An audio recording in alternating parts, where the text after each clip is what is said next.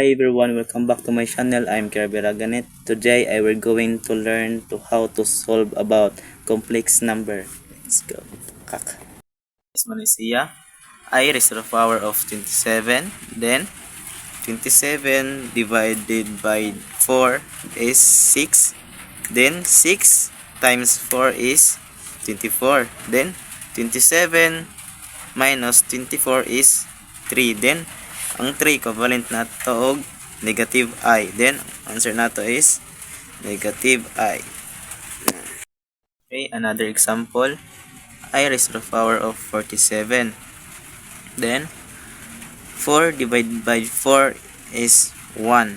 Then 1 times 4 is equal to 4.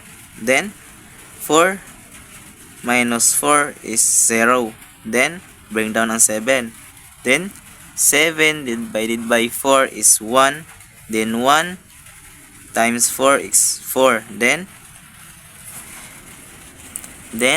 7 minus 4 is 3. Then ang equivalent sa 3 is I, negative I. Kani ang final answer.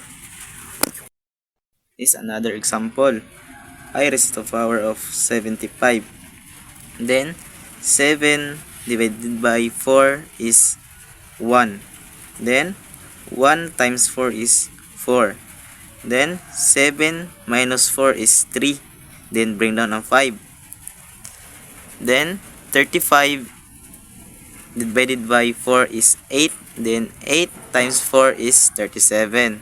Then 35 minus 37 is 3. Then ang equivalent sa 3 is negative I. Mo ni atong final answer. Okay, the last example. I raised to the power of 95. Then 9 divided by 4 is 2. Then 2 times 4 is 8. Then 9 minus 8 is 1. Then bring down ang atong 5. Then 15 divided by 4 is 3. 3 times 4 is 12. Then 15 minus 12 is 3. Then ang equivalent sa 3 is negative I. The final answer na ato is negative I. Mura to guys, sana makatulong.